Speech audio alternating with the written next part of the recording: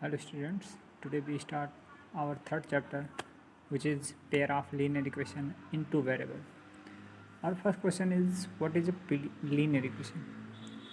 Question is, what is a linear equation? We know an algebraic equation in which pair of we know an algebraic equation in which power of variable only one, then it called be linear equation, है ना। कह सकते हैं कि अगर कोई ऐसा बीजीय व्यंजक है ना जिसमें चर की अधिकतम घात केवल एक हो, वो लीनियर आपका पॉलिनोमियल बोला जाता है, या अगर इक्वेशन है तो लीनियर इक्वेशन बोला जाता है। अब two variable in two variable, then an algebraic equation या an algebraic equation, है ना, in which there are two variable are in use, है ना, या an algebraic linear equation, we can say that an linear equation in which there are two variable are in use। कहने का अर्थ यह है कि ऐसे भी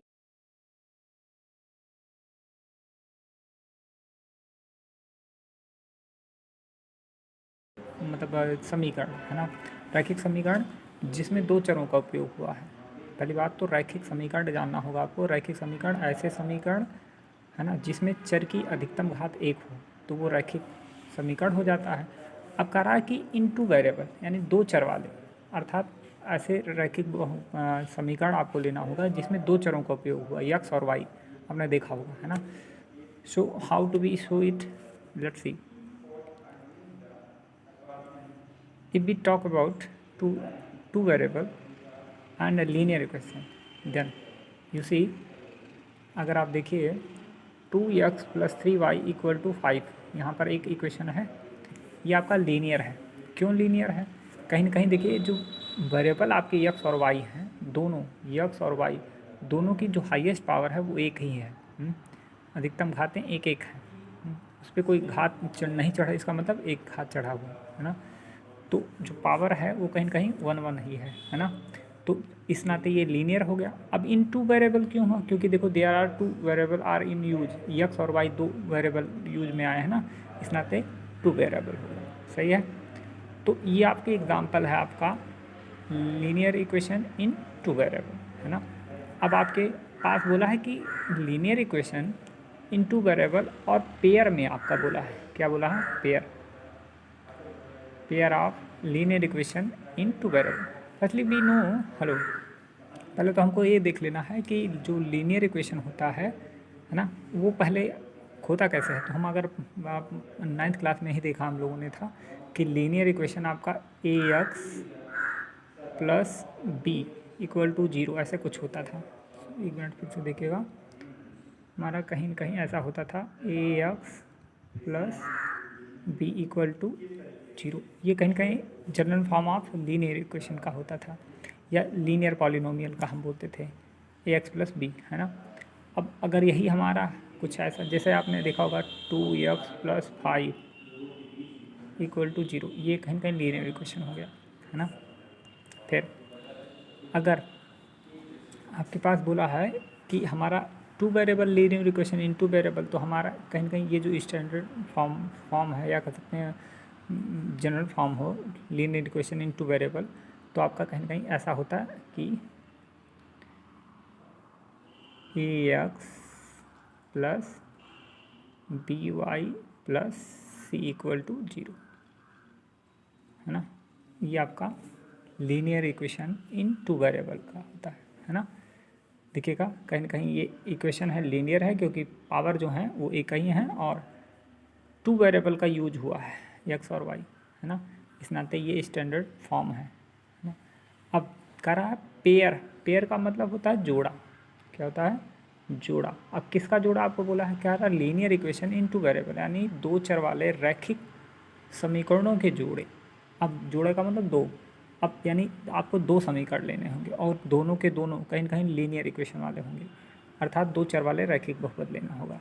देखिए फर्स्टली मान लीजिए हम लोग ये लिए हैं कितना, 2x + 3y = 5, ये भी आपका लीनियर इक्वेशन है इन टू वेरिएबल। और कहीं ना कहीं ये भी आपका उसी फॉर्म में है, x माइनस 2y और माइनस 3 इक्वल टू 0। अब आप सोच रहे हो कि इसमें तो 5 उधर है, तो ठीक है, इसमें भी वही है। देखो कहीं ना कहीं आपका 3 आपका उस टाइम भेजेंगे तो हमारा कुछ ऐसा होगा ना, x minus 2y equal to 3। ये भी आपका लीनियर इक्वेशन इन 2 वेरिएबल है। तो एक इक्वेशन ये आपका है और एक इक्वेशन ये आपके हो गए।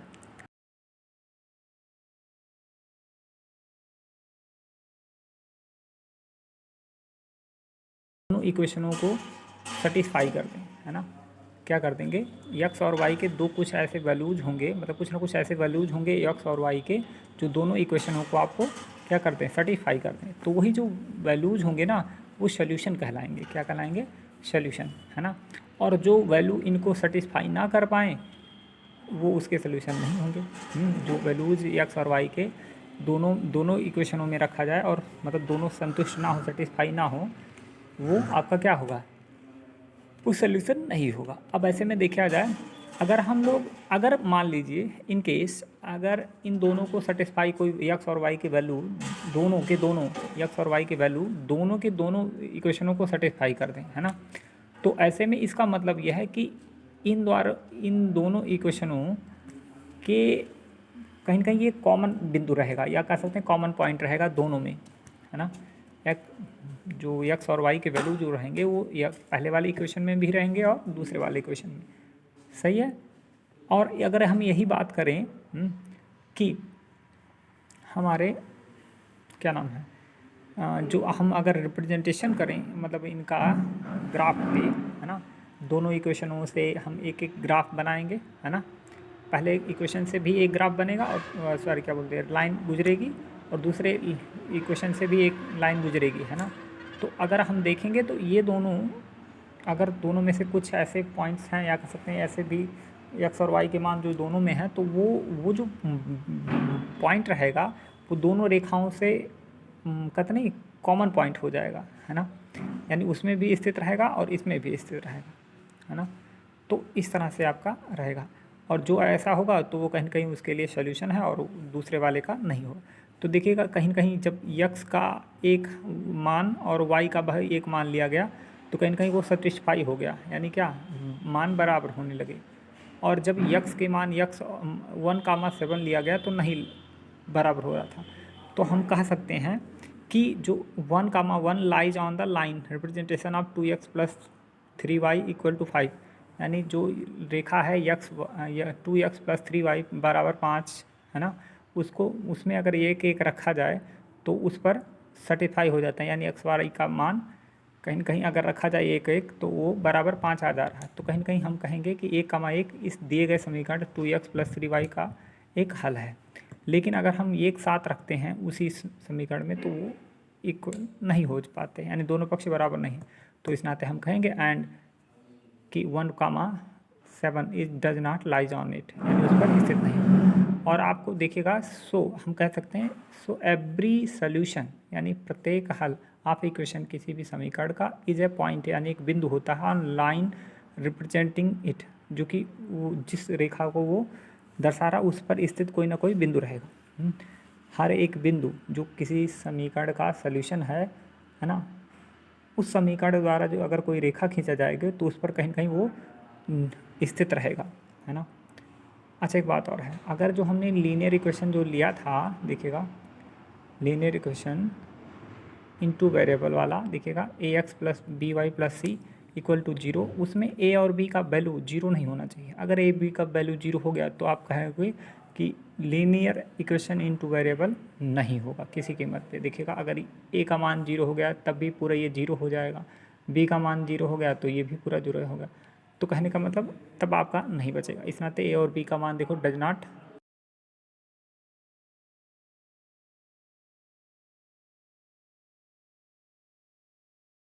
देखते हैं करा।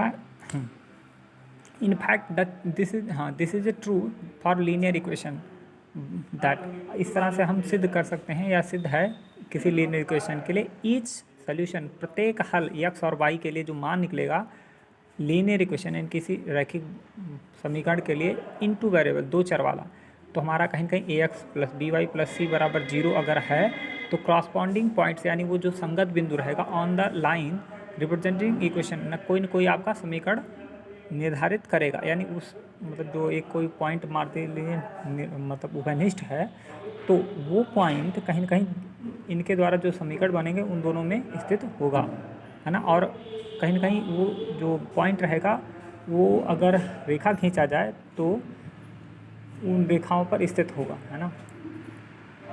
और वो जो पॉइंट दोनों समीकरणों में मिलेगा भी, और उस दोनों रेखाओं पर स्थित कहीं न कहीं एक बिंदु उभयनिष्ठ होगा, है ना। यही आपका वाइस वर्सा भी बोला, यानी उसके व्युत्क्रम अगर हम बात उलट के कहें तब भी यही चीज़ है ना। अब देखिएगा कहीं न कहीं आपने देखा था कि ये जो हमारा लीनियर इक्वेशन था, है ना, इनटू वेरिएबल, उसका ax हमारा क्या है, यही कहीं कहीं स्टैंडर्ड फॉर्म है या जनरल फॉर्म हो गया लीनियर इक्वेशन इनटू वेरिएबल का। तो अब मान लीजिए दो इक्वेशन आपको खींचने हैं, तो अब सबके लिए क्या हम ax plus B Y plus C ही रखेंगे? नहीं। तो हम क्या करते हैं, दो इक्वेशन है तो दो हम उनको जनरली जाने कैसे, वह पहचाने कैसे, तो इसके लिए हमने क्या किया, पहले सम इक्वेशन को हमने a1x plus b1y plus c1 equal to 0 कर लिया, और दूसरे इक्वेशन यानी समीकरण को a2x plus b2y plus c2 equal to 0 कर लिया। अब ऐसे में आप कहीं न कहीं आप देखिएगा a1 b1 c1 a2 b2 c2 ये सब के सब ऑल रियल नंबर्स, यानी कोई वास्तविक संख्या 1 2 3 4 5 या कोई भी अंक रहेगा ले लीजिए, है ना। और जहाँ पर आपको याद होना चाहिए कि a1 का स्क्वायर और प्लस b1 का स्क्वायर कभी 0 नहीं होना चाहिए इनका मान। क्यों? क्योंकि अगर 0 हो गया तो फिर काम ख़त्म। अगर इनमें से एक भी कोई 0, a और b का हमने आपको बताया था कि अगर a और b कोई भी अगर 0 हो गया तो फिर गलत हो गया, है ना, या दोनों आपके 0 नहीं होने चाहिए। चलिए अब देखिएगा यहाँ पर जो ढेर सारे आपके इक्वेशन दिए गए हैं, जैसे आपका 2x plus 3y minus 7 equal to 0, या 9x minus 2y equal plus 8 equal to 0, है ना, ये सब के सब। या आपको देखो यहाँ पर एक इक्वेशन दिया गया है इतना, यानी 5x इक्वल टू वाई। अब इसी को आप y उधर भेज दीजिए, यानी कितना हो जाएगा 5x minus Y equal to 0। ये भी आपका दो चर वाला रैखिक समीकरण है। ये सब के सब दो चर वाले रैखिक समीकरण हैं। तो ऐसे में आपसे बोला है कि अगर इनका हम ज्योमेट्रिकली ग्राफ बनाएं, है ना, तो क्या हो सकता है। तो कह रहा है देखिएगा, अगर हमने क्लास 9th में थोड़ा सा हम लोग अगर देखें तो क्लास 9th में हम लोगों ने देखा था प्लेन फिगर, मतलब कितने समतल पर दो रेखाएं क्या स्थितियाँ बनाती हैं। इनमें से केवल वन ही स्टेज मतलब कंडीशन बन सकता है, हैपन हो सकता है, पॉसिबिलिटी ऑफ कैन हैपन। देखिए पॉसिबिलिटी ऑफ कैन हैपन कर रहा है इन प्लेन, है ना, two lines in a plane only one of these following three possibilities can happen, यानी केवल तीन ही स्थितियाँ हो सकती हैं। या तो two lines will be intersect at once, यानी दोनों रेखाएं एक दूसरे को एक बिंदु पर प्रच्छेदित कर सकती हैं। दूसरा कंडीशन क्या हो सकता है कि to lines will be intersect, to lines will B not intersect, यानी दो रेखाएं एक दूसरे को नहीं काटेंगी, है ना। दे मतलब एक दूसरे को नहीं काटेंगे, कभी नहीं काटेंगे, और कभी नहीं काटेंगे इसका मतलब कभी नहीं मिलेंगे।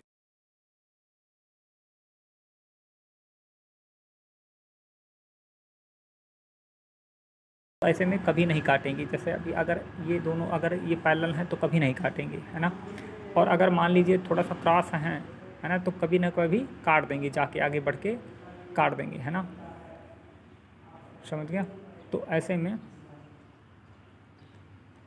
हाँ, या तो एक दूसरे को कहीं काटेंगी, अभी मान लीजिए नहीं कटा है लेकिन आगे चल के काट देगा, या तो वो कटी रहेंगी, है ना। और दूसरी स्थिति का रहा कि हो सकता है कि वो क्या हों, पैरेलल हों। पैरेलल का मतलब समांतर हों, उनके बीच का दूरी हमेशा समांतर हो, तो कभी नहीं काटेंगे, तो इंटरसेक्ट नहीं होंगी।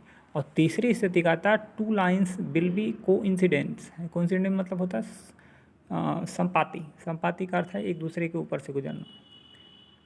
ऐसे कोई लाइन था, उसी के ऊपर से फिर एक कोई लाइन गया, तो ये हो गया एक दूसरे के संपाती, है ना।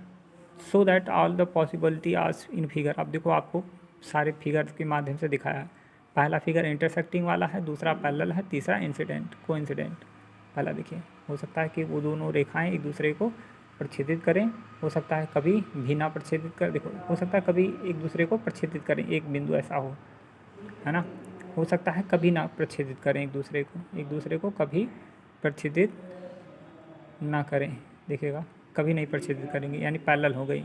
हो सकता है वो एक दूसरे के ऊपर से गुजरे, है ना। फिर देखिएगा, तो ये 3 स्थितियाँ हैं। अब कैसे ग्राफ में रिप्रेजेंटेशन होगा देखेंगे, देखिएगा। कह रहा कि आपको इक्वेशन दिया गया है, जैसे मान लीजिए एग्जांपल कोई पहला है ना। एग्जांपल इसमें let's take example Akhil goes to far away 20, है ना, सॉरी फेयर विथ 20 रुपया, यानी 20 रुपया लेकर मेले में गया। Want to ride on a giant wheel, यानी झूले पे करने लगा, मतलब घूमने लगा, है ना। प्ले प्ले होपला, और उसने होपला खेला। रिप्रेजेंट सिचुएशन ग्राफिकली, है ना, इसको ग्राफिकली पे देखिएगा। और ये जो है एग्जांपल नंबर फर्स्ट में है, पेज नंबर 3 पॉइंट, है ना, सेक्शन 3.1 में इससे रिलेटेड क्वेश्चन है ना। तो अब आप अगर देखोगे तो वाई बराबर 1/2 यक्स है, और तो ऐसे इसको सॉल्व किया जाएगा। इक्वेशन बनाना चूँकि हमको, तो इक्वेशन कैसे बनेगा, आप एक काम करिए, जैसे आपको y इक्वल टू 1/2 एक्स दिया है, तो क्या करिए, इस 2 का y से गुणा कराइए, यानी 2y इक्वल टू हो जाएगा x। अब इसको उधर, मतलब इधर 0 कर लीजिए, और उधर यहाँ क्या हो जाएगा, यक्स माइनस 2y, या आप कह सकते हो 2, सॉरी, या फिर आप करिए x minus 2y equal to 0। अब कहीं ना कहीं क्या हो गया, देखिए इक्वेशन बन गया एक, है ना, नंबर 1 इक्वेशन। देखिए पहला इक्वेशन यही है, x minus two y equal to 0, पहला इक्वेशन हो गया, है ना। फिर अगला देखेंगे 3x प्लस 4y बराबर 20 है, ये आपका दूसरा इक्वेशन। अब हर एक इक्वेशन से, ईच इक्वेशन से आपका एक लाइन जाएगा, और उस लाइन को कैसे हम खींचेंगे, तो पहले आपको एक टेबल बनाना पड़ेगा। जैसे ये टेबल कैसे बना, आप देखिएगा, ऐसे आप पहले यक्स इक्वल टू, मतलब हमको आमतौर पे y का वैल्यू निकालते हैं, तो क्या करते हैं हम, इस जैसे आपका दिया गया है यक्स माइनस 2y दिया है ना, इक्वल टू 0 दिया है, तो हम 2y को इधर भेजेंगे, तो यक्स बराबर किसके, 2y। तो यक्स अपान 2 इक्वल टू किसके, y के, अर्थात जहाँ y रहेगा वहाँ पर x/2 लेना होगा।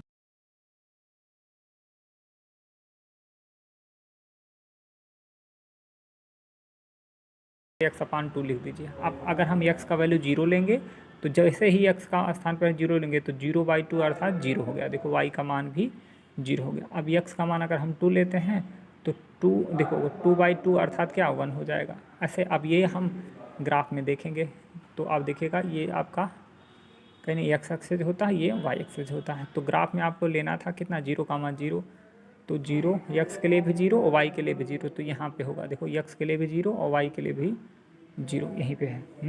फिर आपका दूसरा पॉइंट था 2,1, यानी x के लिए 2 लेना है, x के लिए 2 और y के लिए 1, तो x के लिए 2 ये है ना, और y के लिए 1, यानी ऊपर जाएगा यहाँ, यानी इस पॉइंट पे। अब इस पॉइंट को आपको, एक मिनट देखिएगा, एक पॉइंट आपका ये था और एक पॉइंट यह था, ये दोनों को आप ऐसे लाइन से मिला दीजिए, है ना, आप ऐसे मिलाइए। तो देखिए एक मिनट,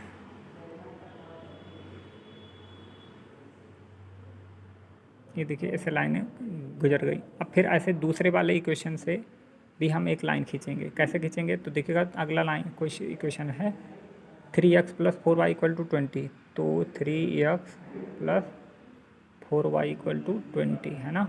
तो यानी हमको y वाला लेना है, तो 4y को ऐसा रहने देंगे, बराबर 20 माइनस 3x लिख देंगे, है ना। अब फिर क्या होगा, y इक्वल टू कितना होगा, 20 माइनस 3x, और y कितना 4, बस यही है आपका, है ना। अब देखिएगा x यहाँ ऊपर हो गया, और y का मान, y equal to 20 minus 3x upon 4, x का मान हम जब 0 लेंगे तो देखो 20 माइनस 3 गुणे 0 कितना हो गया, 0, और 20 में से 0 घट तो 20, और 20 में 4 का भाग लेंगे तो 5। ऐसे 20/3 जब हमने लिया तो 3 3 से कट जाएगा, और 20 में से 20 घटा तो 0 0, और 0 में 4 का भाग दिलाएंगे तो 0, यानी 0। और फिर ऐसे 4 लेंगे, x का वैल्यू 4 लेंगे तो 20 माइनस 3 इंटू 4, यानी हो जाएगा -12, और 12 minus 20 minus 12 equal to 8, 8/4 equal to 2। अब यही वैल्यूज हम यहाँ लेंगे, देखिएगा यहाँ लिया गया है, x इक्वल टू 0 लिया गया है जब x का मान आपको 0 लेना है तो y का मान 5, x इक्वल टू 0 तो y का वैल्यू 5, यहाँ देखो 0,5। फिर x का वैल्यू क्या लेना है हमको, अगर हमने x का वैल्यू 4 लिया है, देखिएगा x का वैल्यू 4 और y का वैल्यू 2 तब लेना है। तो x का वैल्यू आपको 4 कहाँ है, देखिएगा x का वैल्यू 4 और y का वैल्यू 2। अब सीधे ऐसे चले जाइए, यानी यहाँ पे आप इन दोनों पॉइंटों को आप मिलाइए, यानी ये वाला पॉइंट और ये वाला पॉइंट आपको ऐसे मिलाइए। अब देखिएगा एक थ्रू ऐसे लगाया गया था, एक गया है, यानी इसी पॉइंट पे ये दोनों मिल जा रहे हैं, यही आपके। और देखिए कहीं कहीं दोनों लाइनें क्या हो रही हैं, दोनों लाइनें एक दूसरे को इंटरसेक्ट कर रही हैं, है ना, दोनों लाइनें एक दूसरे को इंटरसेक्ट कर रही हैं। इस तरह से आपको करना होता है। अब ये ध्यान रखिए, प्रत्येक इक्वेशन से एक आपको लाइन खींचनी होगी, है ना। कैसे खींचना होगा अभी हम लोग चैप्टर जब शुरू होगा तो हम लोग देखेंगे, है ना। चलिए आज की वीडियो में बस इतना ही, देखते रहिए, पूरा वीडियो देखते रहिए।